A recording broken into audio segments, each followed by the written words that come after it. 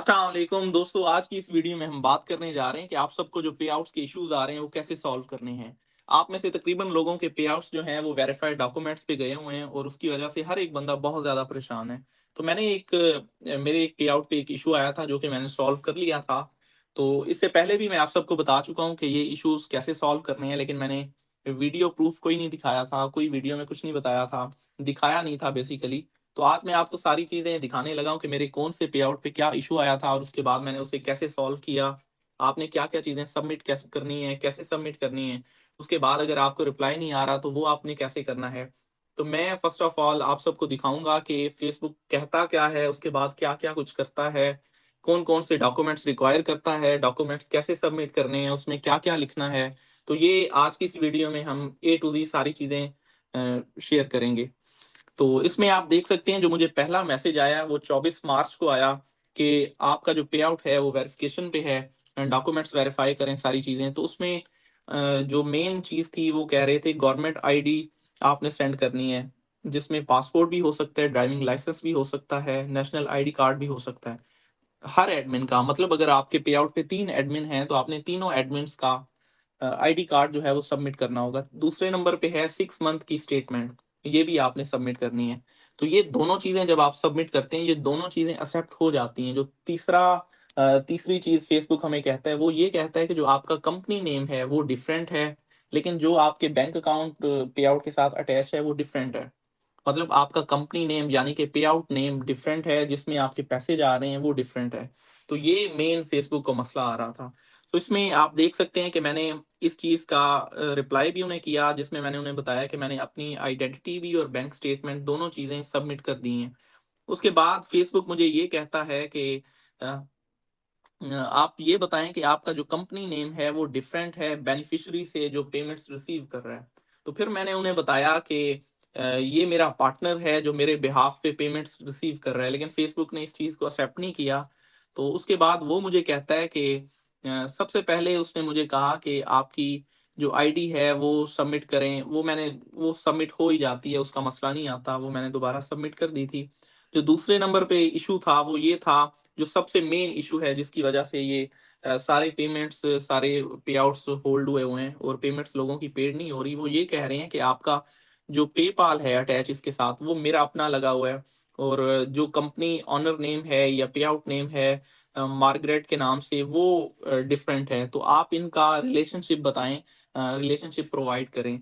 तो इसके बाद सारी चीज़ें ये देखते मैंने इन्हें काफ़ी सारी चीज़ें सबमिट भी की, जिसमें ये था कि मैंने बिज़नेस रिलेशनशिप कॉन्ट्रैक्ट बनाया। वो कैसे बनता है, वो भी मैं आपको चल के बताता हूँ। तो ये सारी चैट उनसे करते-करते उसके बाद ऐसा हुआ कि ये देखें, वो बार-बार एक ही चीज़ माँग रहा था और वो क्या था कि kindly provide a document that confirms the business relation between beneficiary name Syed Tasawwur Badshah and owner name और ऑर्गेनाइज़ेशन नेम मार्गरेट। तो ये यूएसए का पे आउट था मेरा और इस पे मैंने अपना पेपाल लगाया हुआ था। तो उसके बाद क्या है कि मैंने उन्हें अपनी सारी चीज़ें सबमिट की। उसमें मैंने उन्हें क्या-क्या बताया, सबसे पहले उन्हें मैंने ये बताया कि मेरी एक कंपनी है जिसका नाम डिजिटल टाइम्स है और उसमें हम 3 पार्टनर हैं। 3 पार्टनर मैंने कौन-कौन से ऐड किए, एक मैंने अपना जिसका पेपाल अटैच हुआ हुआ है, दूसरे नंबर पे पे आउट का जो नेम है वो, तीसरे नंबर पे जो आईडी एडमिन है, ये 3। ये 3 चीज़ें मैंने इन्हें सबमिट की और उसमें मैंने ये बताया कि आगे चल के मैं फॉर्म में भी वो डिटेल्स आपको दिखा दूँगा कि मैंने क्या-क्या कहा है। तो ये बेसिकली 3 पार्टनर्स मैंने शो किए और उसके बाद मैंने उन्हें बताया कि हम सब ये ऑथराइज़ करते हैं कि एक के नाम का पे आउट बन जाए, इसके नेम का, इसका बैंक लग जाए और ये जो बंदा है इसे हम पे आउट में एडमिन कर दें। ये 3 लोग हमने पार्टनर ऐड किए और सारी चीज़ें। तो ये करने के बाद जब आप ये करते हैं आपको कंप्लायंस से कोई जवाब नहीं आता, कोई चीज़ें। अब देखें 10 अप्रैल को ये चीज़ मैंने सबमिट की थी और आज आप देखें कि 13 मई हो चुका है, लेकिन अभी तक इसका कोई जवाब नहीं आया। बहुत सारे लोगों को ये जवाब नहीं आ रहा। तो उसमें करना क्या है, ये सारी चीज़ें हो गई आपने सबमिट। जब तक आप डॉक्यूमेंट्स ठीक से सबमिट नहीं करेंगे, आपको बार-बार मैसेज आता रहेगा कि आप ये चीज़ सबमिट करें, ये चीज़ सबमिट करें, ये चीज़ आपने ठीक से सबमिट नहीं की। ये देखें ना 24 से स्टार्ट हुए हैं हम और उसके बाद 26 को भी मैसेज आया, फिर आप ये देखें कि 29 को भी मैसेज आया, तो फिर 31 को भी मैसेज आया। तो जब मैंने 10 अप्रैल को उसके बाद मैंने सारी डिटेल्स सबमिट की 10 अप्रैल को, उससे पहले मैं रिसर्च कर रहा था कि इसको हम कैसे सॉल्व कर सकते हैं, बिजनेस रिलेशनशिप डॉक्यूमेंट क्या है, कैसे बनेगा, उसमें क्या क्या चीजें ऐड होनी चाहिए।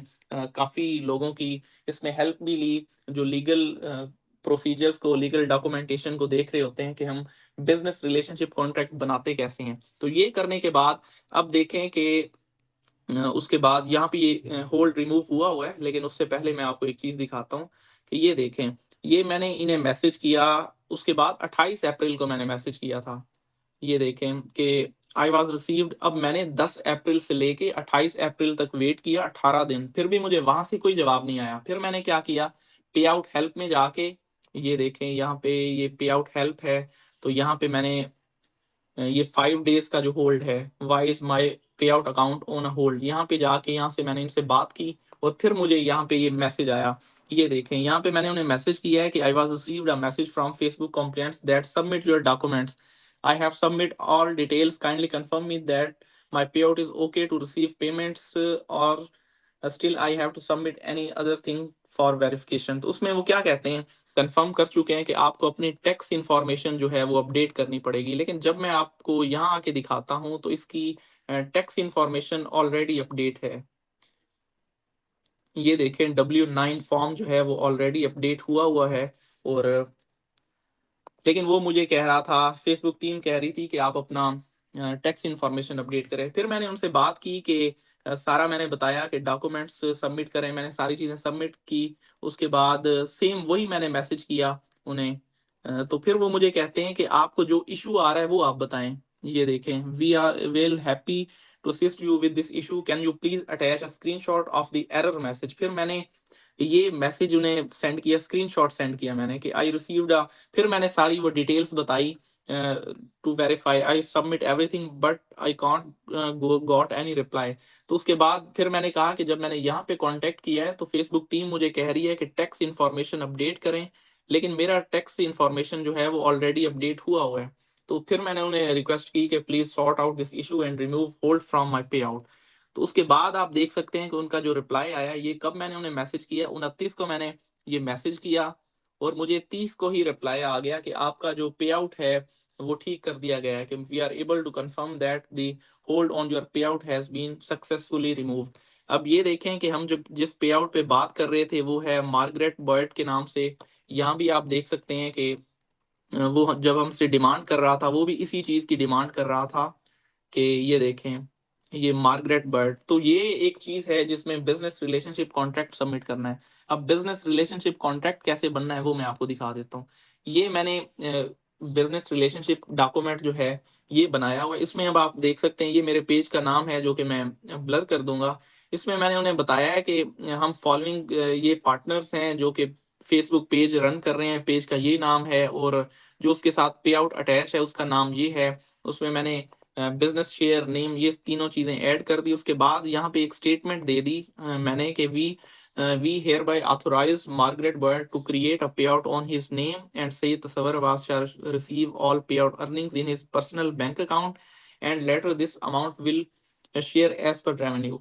तो ये जो चीजें हैं, फिर हमने तीनों के सिग्नेचर कर लिए मैंने पीडीएफ एडिटर से। ये लेटर हेड है। अब बिजनेस रिलेशनशिप कॉन्ट्रैक्ट कैसे बनना है, आपने किसी भी कंपनी का लेटर हेड ले लेना। लेटर हेड क्या होता है, ये लेटर हेड है डिजिटल टाइम्स। उसके बाद ये नीचे एड्रेस, ये सारी चीजें ये आपने इस तरह से एडिट कराना है। एडिट कराने के बाद ऊपर ये डिटेल्स आपने देनी है। डिटेल्स देने के बाद ये डॉक्यूमेंट आपने वहां पे सबमिट करना है। अब कुछ केसेस पे ऐसा है, अब जैसे मुझसे उन्होंने बिजनेस लाइसेंस नहीं मांगा, ये आपने एक चीज देखी है, ये बिजनेस लाइसेंस मैंने इन्हें सबमिट नहीं किया, उसके बगैर ही इन्होंने मेरा इशू सॉल्व कर दिया था।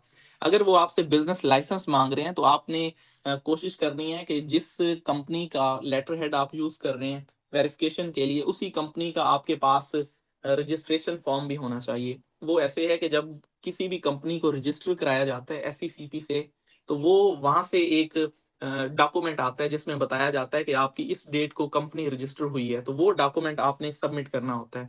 तो ये चीजें, दो चीजें आपको चाहिए बिजनेस रिलेशनशिप कॉन्ट्रैक्ट, जो मैंने बता दिया कि कैसे बनना है, ये आपके सामने था ये वाला। दूसरे नंबर पे है कि आपका जो बिजनेस लाइसेंस है, लोकल बिजनेस लाइसेंस, वो आप पाकिस्तान की कंपनी का भी दे सकते हैं, उसमें कोई इशू नहीं है। वो सबमिट हो जाता है। उसके बाद मैं आपको अब डिटेल्स में सारी चीज़ें समझा देता हूँ कि आपने करना क्या है। आपको अपने मोबाइल पे एक ऑप्शन शो हो रहा होगा वेरिफाइड डॉक्यूमेंट्स। तो आप वहाँ पे जाएँ, वेरिफाइड डॉक्यूमेंट्स में आपने वो आईडी कार्ड सबमिट करना है जो आपके पे आउट पे आईडी एडमिन है। फॉर एग्ज़ाम्पल मेरी आईडी है सैयद तसव्वुर अब्बास शाह, तो मैंने अपने आईडी कार्ड भी सेम वही सबमिट करना है। वो करने के बाद मैंने 6 मंथ की स्टेटमेंट, अब मोबाइल पे क्या है, पीडीएफ तो सबमिट हो ही नहीं रहा। वो क्या करना है कि हमने 6 मंथ की ही स्टेटमेंट लेनी है। लेके उसका फर्स्ट पेज और सेकंड पेज, आप जब स्टेटमेंट ओपन करेंगे तो आपको 2 स्क्रीनशॉट अटैच करने का ऑप्शन दे रहा है। तो वो आपने स्क्रीनशॉट लेके या उसकी पिक्चर सेव करके, क्रॉप करके वो 2 पिक्चर्स आपने सबमिट करनी है। जब आप सबमिट करेंगे तो आपको तीसरा फेसबुक की तरफ से मेल ये आएगा कि आप बिज़नेस रिलेशनशिप कॉन्ट्रैक्ट सबमिट करें। अगर आप बिज़नेस रिलेशनशिप कॉन्ट्रैक्ट ठीक से सबमिट कर लेते हैं तो आपको वहाँ से कोई रिप्लाई नहीं आएगा। आपको फेसबुक कॉम्प्लियंस की तरफ से कोई रिप्लाई नहीं आएगा। जैसे आप देख सकते हैं कि मुझे 10 अप्रैल के बाद जब मेरी सारी चीज़ें ठीक से वेरीफाई हो गई हैं, मुझे कोई रिप्लाई नहीं आया। तो फिर आपने क्या करना है, फिर आपने ये करना है कि आपने पे आउट हेल्प में जाना है। पे आउट हेल्प में जाने के बाद आपने 5 डे ये जो आ रहा है होल्ड, इस पे क्लिक करना है। उसके बाद आपने कॉन्टैक्ट अस पे क्लिक करना है। यहाँ पे आपने इन स्ट्रीम एड्स पे क्लिक करना है। उसके बाद आपने यहाँ पे लिखना है कि मैंने फेसबुक कॉम्प्लियंस को डिटेल्स सबमिट की हुई हैं सारी, लेकिन वहाँ से मुझे कोई रिप्लाई नहीं आया। तो आप यहाँ पे सेंड कर देंगे। आप देखेंगे कि फ़ौरन बाद आपको नोटिफ़िकेशंस में एक फेसबुक सपोर्ट की तरफ से ही मैसेज आ जाएगा।